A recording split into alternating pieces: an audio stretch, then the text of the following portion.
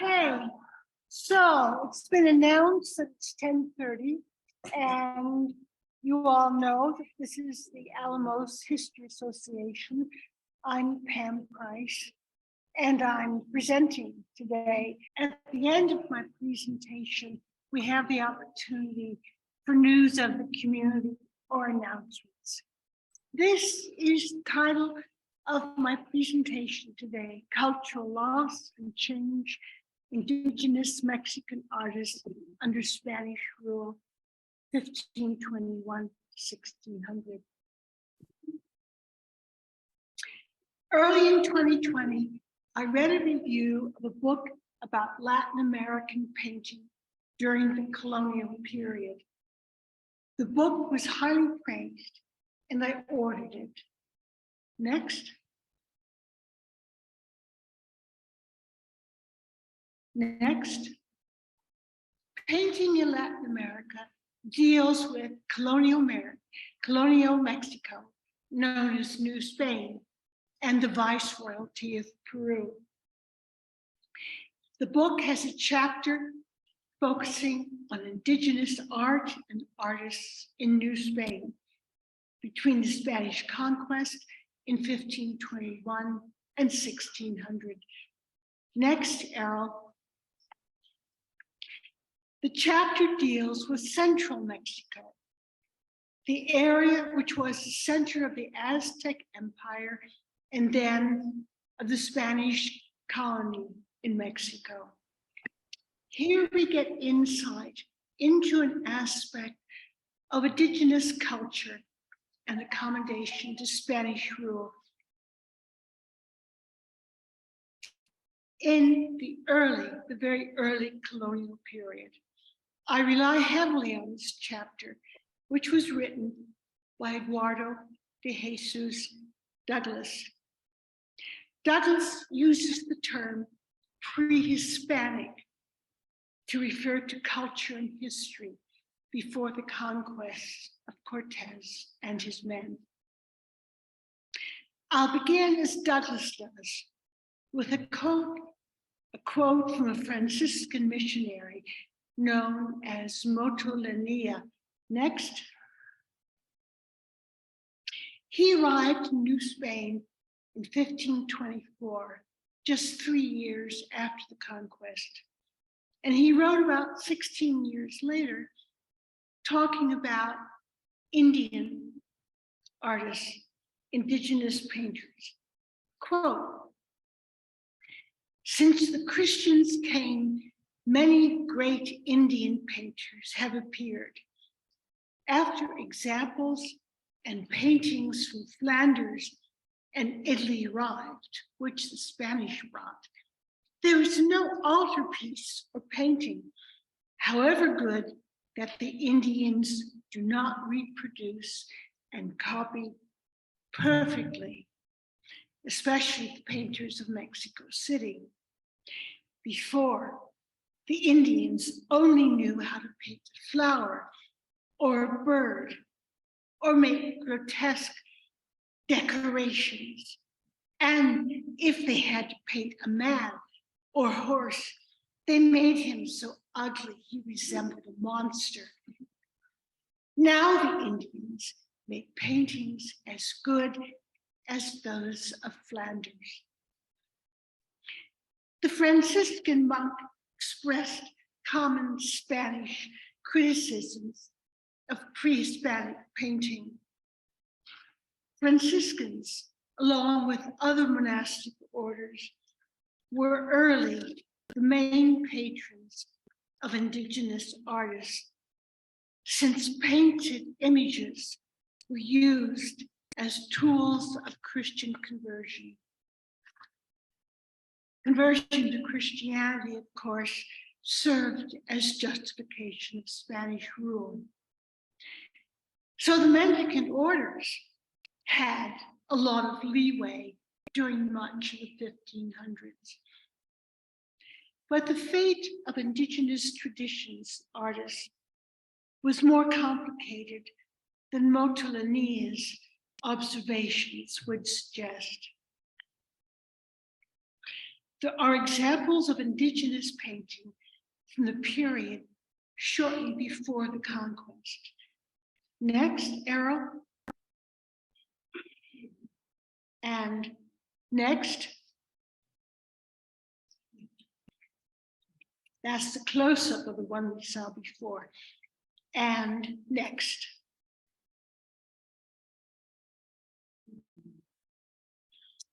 More accurately, these are examples of what scholars call iconic script or picture writing. Painting and writing were one and the same in pre-Hispanic Central Mexico. Next. Okay, these are some signs, images, you might say, used in the picture writing, in Aztec picture writing. And you can see, looking at the top shelf, how signs could be incorporated to make new signs. On the left, rather on the right, is the sign for Tenochtitlan, which was the capital city of the Aztecs, and it's sitting on a stone. The artists who produce this kind of artistic writing are called painter-scribes by art historians. They produce manuscripts mostly for political and priestly elites. These manuscripts were painted on a paper made of fig bark or on animal skins glued together and then folded like an accordion. Next. This is a facsimile of a pre-Hispanic manuscript. The painter-scribes recorded religious and calendric lore, civic and dynastic histories, genealogies of nobles, and economic accounts. They were educated in special state-sponsored, temple-affiliated schools for children who were destined for high political or religious office in the Aztec Empire. Painter-scribes of the royal courts and temples were artists of the first rank. They were dedicated exclusively to painting and writing, one and the same thing in central Mexico. Artists painting in pre-Hispanic traditions did not aim for a naturalistic effect. They depicted what they believed to be, not what they could see directly. When painting a landscape, for example, the pre-Hispanic traditions produced not the physical landscape as such. Artists showed a human community whose political and social relations gave form and meaning to the land. They employed an abstract, schematic, and two-dimensional pictorial mode. Next.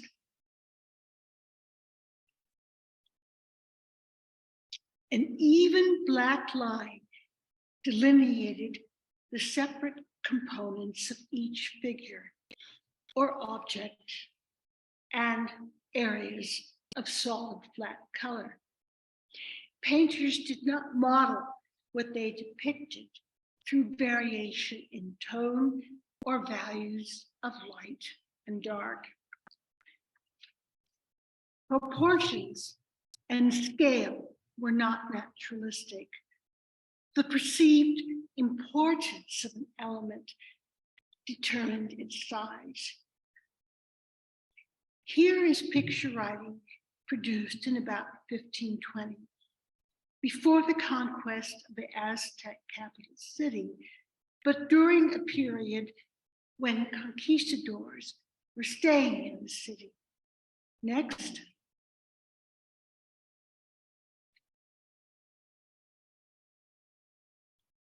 Next, this is a close-up. Next. And this close-up next shows a goddess. Next, Errol, thank you. This is a goddess. And next, on the right shows a mythical feather serpent. These paintings were produced evidently with both an indigenous and Spanish viewer in mind, because some of the icons are identified with Spanish words translated from the language of Central Mexico, Nahuatl. Iconic script, next, is a mixed writing system. Each element depicted could potentially function as an icon or as an ideograph. An ideograph is a symbol that represents an idea or thing, like a stop sign, rather than the sounds of a word. Or the element could be a phoneme, a distinct unit of sound in a language. The depiction of a flower, for example, could represent the thing itself. It could represent a quality or thing associated with the flower or flowers, such as fragrance.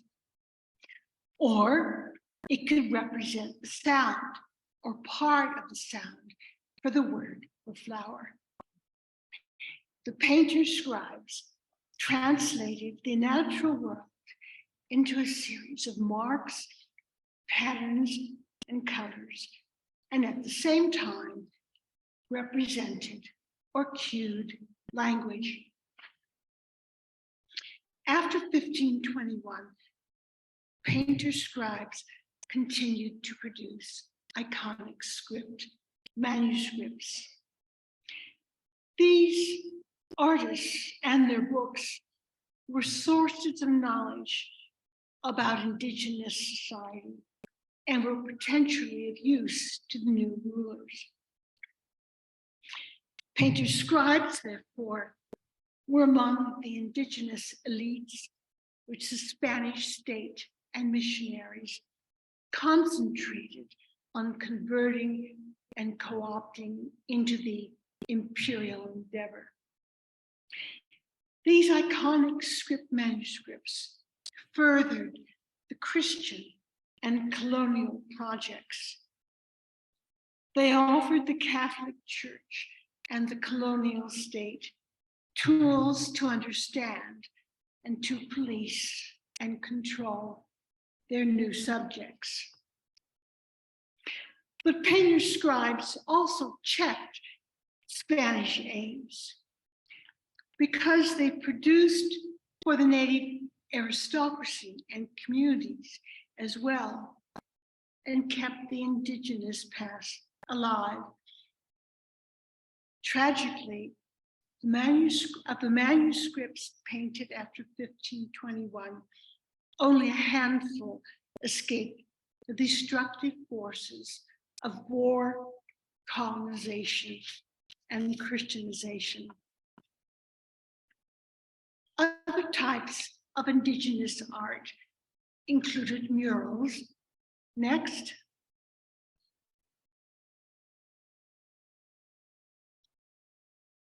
And feather painting. Next. This shows a warrior's shield made in about the year 1500. Feather artists worked in a medium and with tools and techniques different from those employed by other Aztec artists. And they required training in workshops dedicated exclusively to their art. The finest workshops were attached to the royal court Feather painting was a mosaic type technique. The mosaics were arrangements of fragments of feathers from a wide variety of birds. These fragments were sewn or glued onto a fabric, leather, wood, or reed support. The works were done in layers with common feathers, dyed feathers, and precious feathers. Next. Yeah. Do you know where, I mean, that's been preserved? Is that in a museum, I'm assuming? Which one? The shield. Is that the shield? I don't know where it is. It's used very commonly to illustrate Aztec culture. I read a book a couple of years ago, and on the cover was the drawing from that shield, but I don't know where it is. Thank you.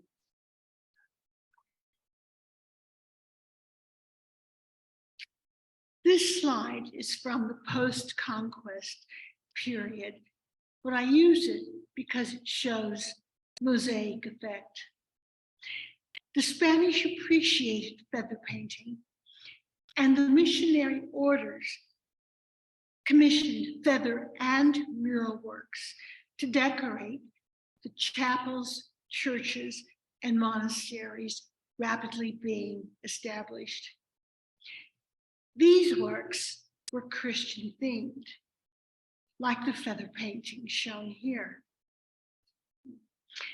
To produce them, Indigenous artists copied from European prints and book illustrations brought to the colony by the monks. Thus, the artists became familiar with European pictorial styles.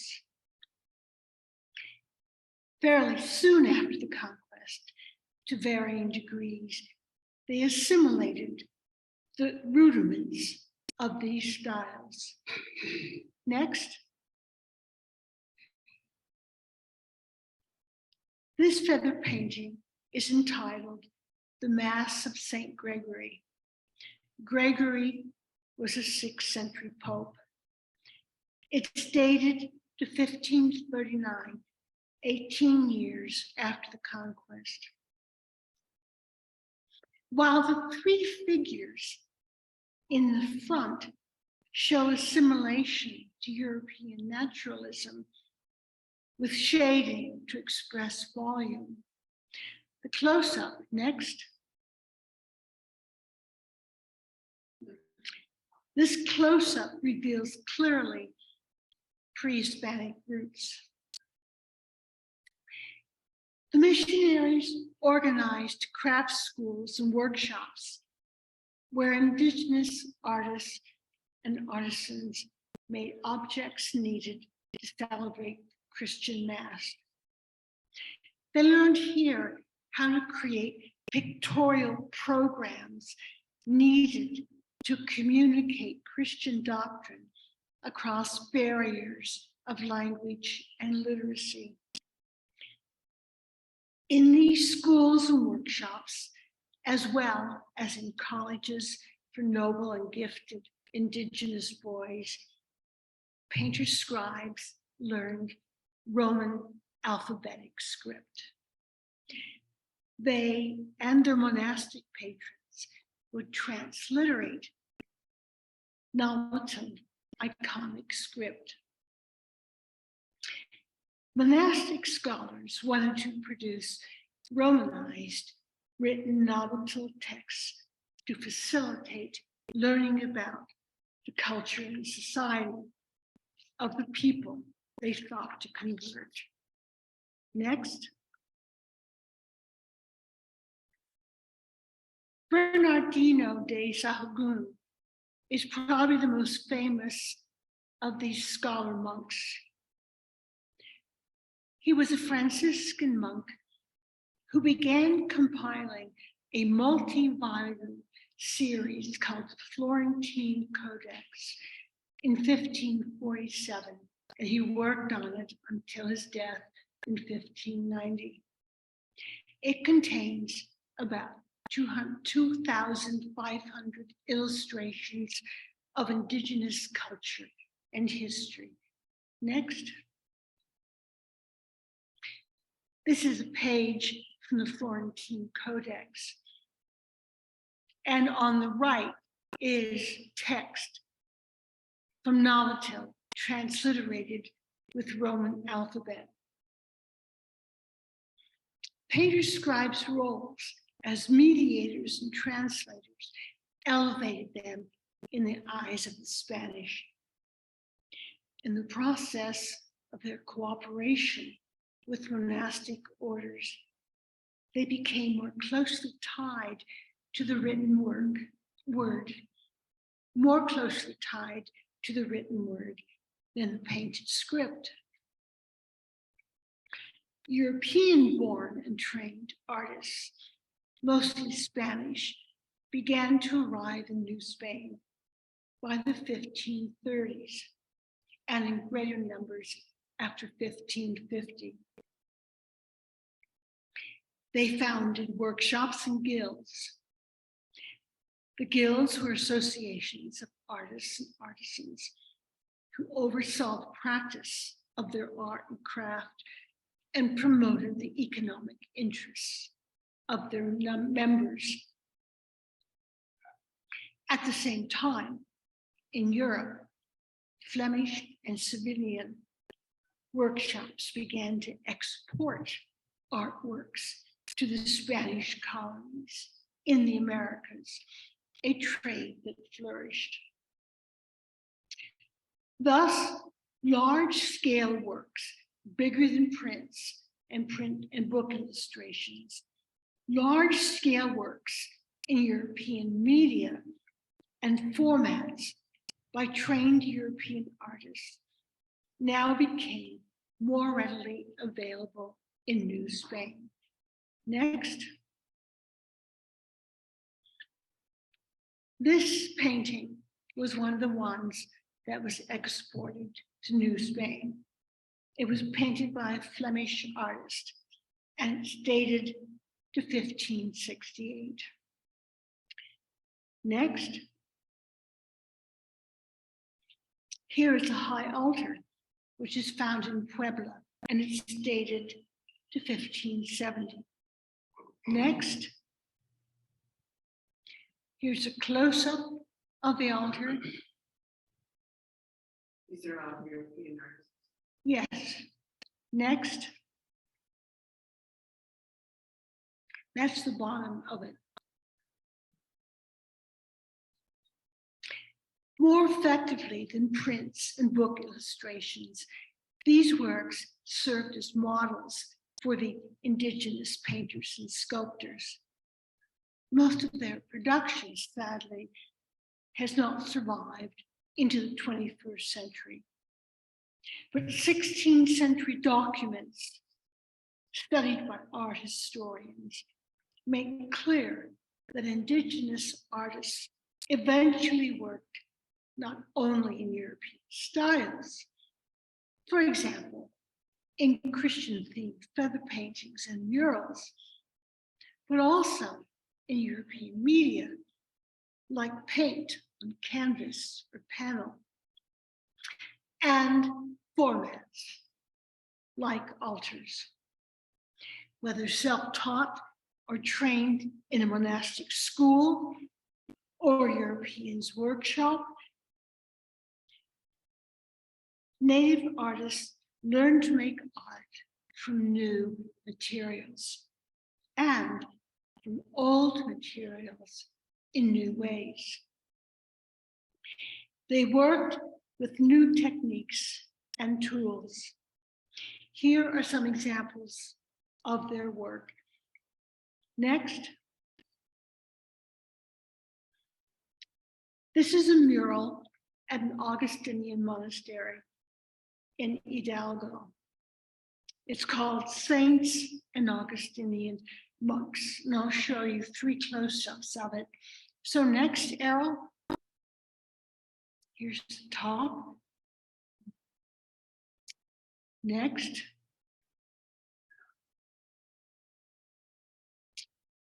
the middle, and next, the bottom. Next, this shows scenes from the Old Testament and the Apocalypse of St. John. Painted, it seems, in 1562 by Juan Harrison. Documentary evidence identifies him as indigenous, even though he has a Spanish name. Next.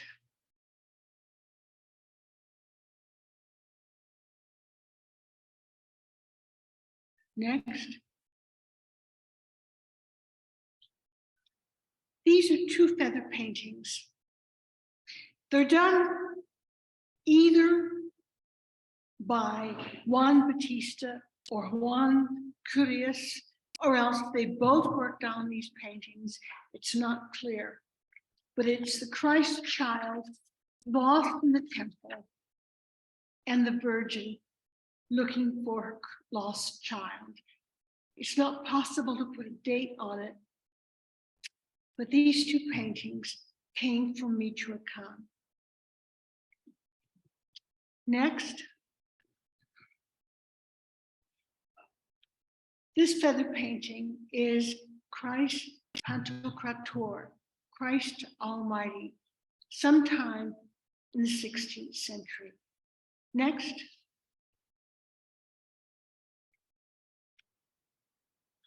In the patronage of indigenous artists, to a certain degree, monk missionaries sought to communicate Christianity in indigenous terms. They were not strictly preoccupied with Orthodox Catholic conventions in art. The next slide, next. This takes one's eyes a while to adjust to forms. It shows a warrior dressed in jaguar skin, holding a blue painted weapon and the head of an enemy. Next.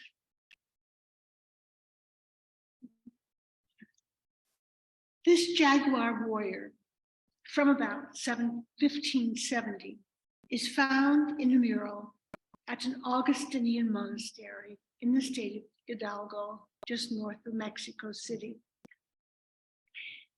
The image gives associations with the celebrated warrior heroes of Aztec culture.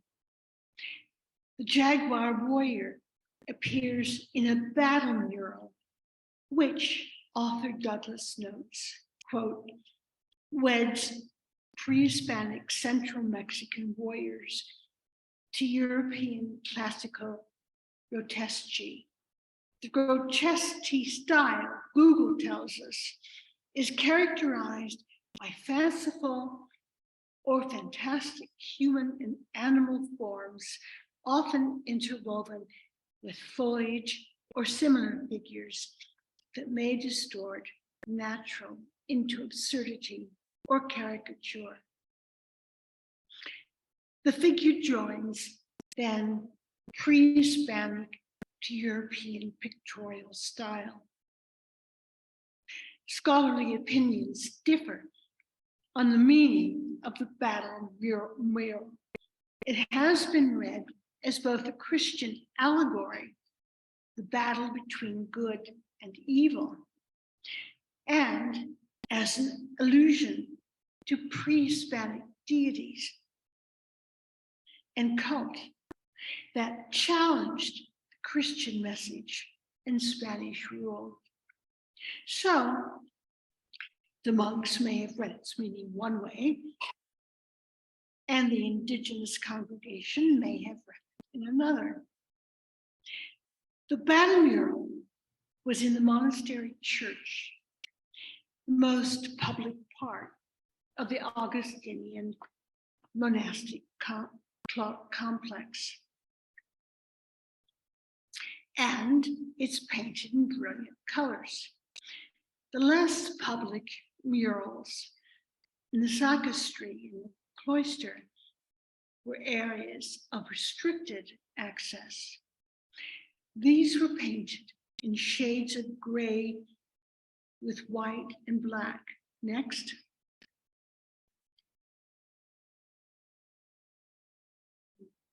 Shades of gray and white and black were the colors used in most of 16th century monastic murals in New Spain. The sacristy and cloister murals directly represented Christian history for European monks and their most trusted and educated indigenous associates. This painting from the same Augustinian monastery as the Jaguar Warrior shows Christ's entry into Jerusalem, and it's found in the sacristy, which is a room where the priestly robes and sacred objects used in church services were kept. Douglas finds it likely that this was painted by indigenous painters. The gray murals then feature conventional Christian subject matter in an overall European pictorial style. The battle scenes in the church incorporate elements of the pre-Hispanic past that translate the Christian message into indigenous terms. Such differences of style and subject are found in numerous other Central Mexican monasteries of the 16th century. These murals and other art show how carefully message and medium were keyed to different audiences. Art historians have been preoccupied, as you might well imagine, by these juxtapositions. One wrote about the, quote, double consciousness of the colonized artist working to satisfy an immediate local audience and laboring with a set of expectations about the colonizers. About the battle mural, next.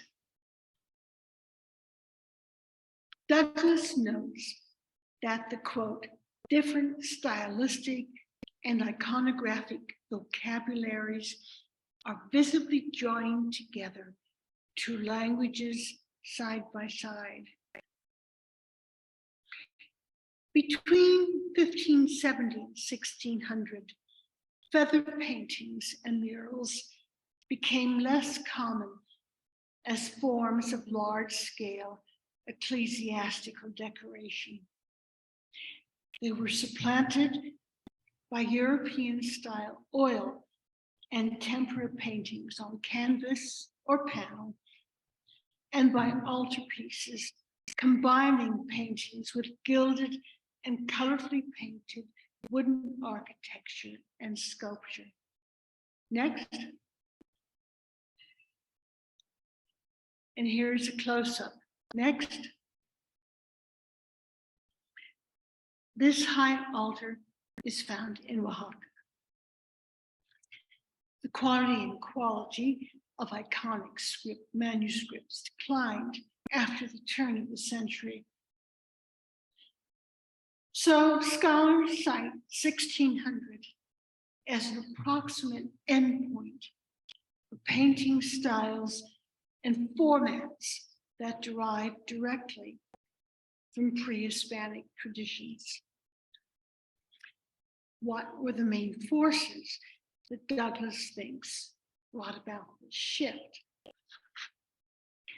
During the period 1521 to 1600, as we've discussed other times in the History Association, European diseases previously unknown in the Americas, combined with mistreatment, had reduced the indigenous population of New Spain to about 1/10 of what it had been in 1521. At the same time, the number of Spanish colonists and their American-born descendants, known as Creoles, had increased. So had the number of castas, or mixed-race peoples, especially mestizos born of Spanish-Indian unions, partly because of the demographic shift and processes in the consolidation of colonial administration. In 1574, King Philip II of Spain transferred most indigenous Christians from the jurisdiction of the regular clergy, that is, the monastic orders who lived under a rule, to that of the secular clergy, the priests who lived in society. The monks who had the most involvement with indigenous artists as educators and patrons were now subject to the ecclesiastical hierarchy headed by the bishops, and they were subject more clearly to the authority of the crown and its representatives in New Spain, the viceroy and bishops. Although the church remained the most important patron of the arts, the key commissions now came from the secular clergy and their supporters. Likewise, commissioned works were destined more often for religious establishments that served Christian converts and increasingly European, Creole, and mixed-race congregations. Commissions were not so often destined for monastic centers established specifically for the conversion of indigenous people. Monastic patronage and monastic systems of artistic training and production gave way to Spanish market and guild practices, and indigenous painters increasingly painted according to European norms. At the same time, many guilds excluded the indigenous as well as African and mixed race artists and craftsmen from being masters of their own workshops. The guilds thereby denied them the legal capacity to contract commissions. Documents show, though, that they might work on commissions contracted by Spaniards and Creoles. However, they could not therefore easily become the deciding voice in designing commissioned projects. There were attempts by viceroys and bishops to restrict indigenous pictorial production. They date to at least 1552, when Viceroy Luis de Velasco de Velasco showed his concern, saying that, quote, he was wondering about that perfection required for the benefit and in the service of God our Lord, referring to indigenous painting. The orthodoxy and decency of religious images painted by both Indians and Spaniards preoccupied colonial bishops, who decreed in 1556 that painters had to be examined and given a license by bishops or the representatives. Even after 1574, when the monasteries came under the authority of bishops, indigenous artists were looked upon suspicion as not being inherently capable of correct Christian portrayals. In the second half of the 16th century, the production of the workshops established by European artists closely followed Spanish, Flemish, and Italian practices, more so than the production of the monastic schools. To compete in major urban centers, Indigenous painters had to conform to new expectations and to satisfy a broader and often more demanding public. After about 1600, according to art historians, Spanish and Indian artists are difficult to distinguish on the basis of style. Art historians cannot examine 17th and 18th century painting with the aim of discerning Indigenous from Spanish and Creole artists. It's not possible. Indigenous people were given Spanish names when they were baptized, so careful archival research into documents from the period is necessary to sort out the social identity of artists. By the 1570s, Christianity pervaded Indigenous life throughout much of New Spain. European artistic forms and Christianity both became part of Indigenous experience and expression. Ultimately, both the artistic forms and Christian teaching could and did convey meaning for Indigenous patrons, painters, and viewers. However, Europeans and later Creole painters would dominate the market in New Spain. As I mentioned earlier, there was prejudice against Indigenous artists. I learned a lot from this chapter, but I am disappointed that Douglas discusses the death of 90% of the Indigenous population only in terms of reasons for changes in the patterns of patronage for artists. Patronage is a major topic of research for art historians, one for which they strive to find evidence. I gather that it is difficult, maybe impossible, to find evidence telling us how artists responded artistically to the terrible rates of mortality.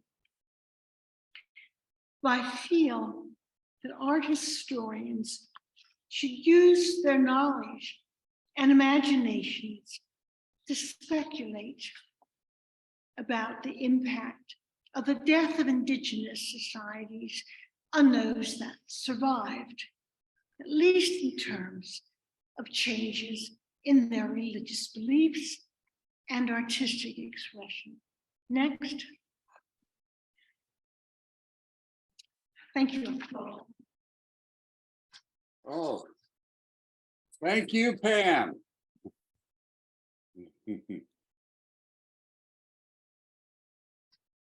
Okay, I don't know if I can answer your questions, but I can try if you have questions. The book is wonderful. It's very well illustrated with very well reproduced pictures.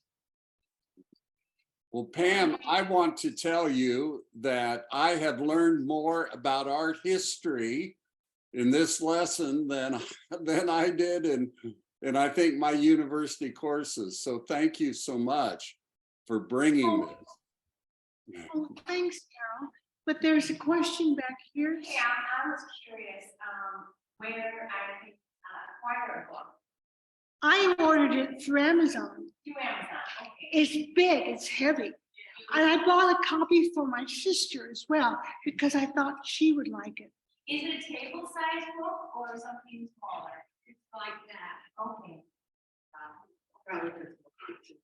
Pam, do you know any other, I know you researched this and found it, but is there any other publication about this area of art? Well, Barbara that you're Kiernan familiar with? Barbara Kiernan has an answer to that. She told me about a book which sounds quite marvelous, which I want to order, which is of Spanish and Creole artists' depictions of indigenous people from about 1550 to 1800. Now, I know this only is dealing with, I mean, this sparked my curiosity in other areas, because what was happening in Sonora at this time? Nothing. No, there were missionaries here. When missionaries arrived in Sonora in the early 1600s. Right, but nothing. Not in the 16th century. Well, and the Mayos and the Yaquis didn't have that artistic background. Yeah. Very different, but I mean, would be curious. That's not anybody, not my area of expertise, but it just piqued my interest that there's so many different indigenous groups within Mexico, and yet, as you said, all these missionaries went out, and all these monks and priests went out to convert people, and if it was working with art in other areas, they must have done the same throughout Mexico, and I would be someone's research. Oh, there is research on this. And if you're interested in the Sonora, there's a terrific book, which is abridged, unfortunately, from a longer memoir by a Jesuit missionary. And I think we have a copy of it in the library at Catherine's Corner. And I have a copy of it. It's a very precious document. It is so interesting. One, not only art in terms of painting and murals, but in terms of music. The Jesuits particularly were very preoccupied with teaching people how to play instruments and teaching them Western style music, though I'm sure they played their own tunes as well. What is the title of the book, Pam? I'll have to send it to you. I can send it to Barbara because she's making a list of the sources that we use in these presentations. Yeah. I just want to ask if I can get permission, or if it's okay if I present this Zoom to my art teachers friends in Minnesota. I have several friends that are art teachers, high school level. Is that something that I can send to them? Well, sure. That's all right. Yeah. As I say, this leans on Douglas. I wouldn't dare show it to Douglas. I have massacred his sentences and probably reinterpreted things in ways he wouldn't appreciate. And they in turn may share some presentations that I'm not aware of that I can then share with you. Oh, thank you. Pam, I'd like to try to show something, but your shared screen is still up. Oh, I'm Okay. sorry. We'll stop that. I have no idea if these will show. I don't know how to make. Yeah, they do. Okay. Oh, These, like that? Yeah. Little higher. These are early Diego Rivera paintings that we saw at his house in Guanajuato. And he was very interested in the indigenous art at first. And I think some of these influences probably stayed through his career, but these are very evident similarities to things that you showed at first. I found them fascinating. yeah, thanks. Thank you. Awesome. Are there any other questions or comments? I have a And question. yeah, You know, have you been to the Etchahoa Museum with all the indigenous art there? Yes. And there's a room, where's that museum? Where's that museum, Melanie? Etchahoa. Yeah, we have been there. Yeah, Yeah. Well, they have a room with all this indigenous painting that they seal off, no cameras allowed, and they try to keep it somewhat safe, but it's really not curated well. It's probably disintegrating, but it's like paintings after the Renaissance, but it's all indigenous paintings. Mhm. oh, it's a fabulous place. We should have, maybe next year we can have another History Association trip there. And also I noticed a lot of similarity with the Aztec and Mayan art. It's, you know, they must have, I wonder if they overlapped their culture. Must. You know.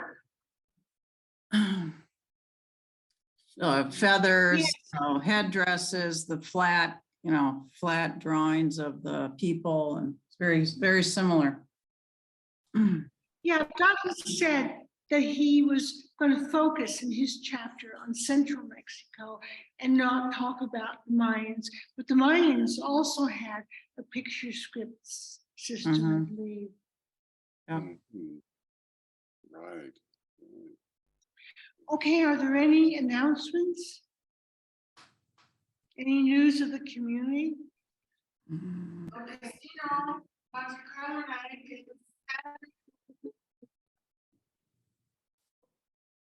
I couldn't hear, was there a question? I couldn't hear that. Someone announcing the Monte Carlo night on Saturday. Hmm. And now it's all blocked off today because at 10 o'clock here, we're having some kind of a celebration of Pueblo Mágico. Okay, Ellen is saying that at 10 o'clock, the town is having some kind of occasion to celebrate. You can't drive anywhere. They're celebrating Pueblo Mágico. Mhm.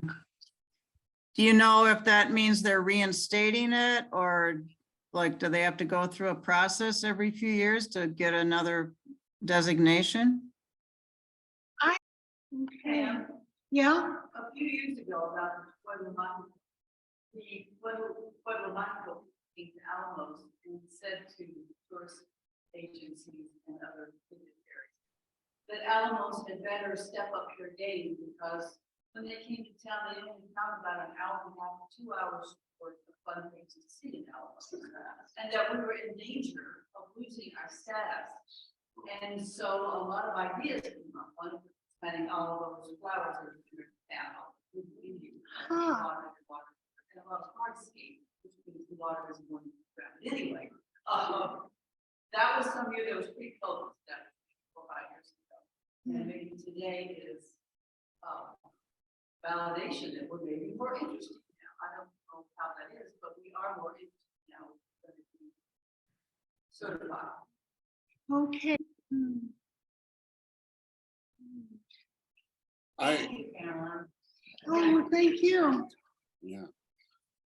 One announcement I'd like to make, and I will put this in the link to this video, Pam.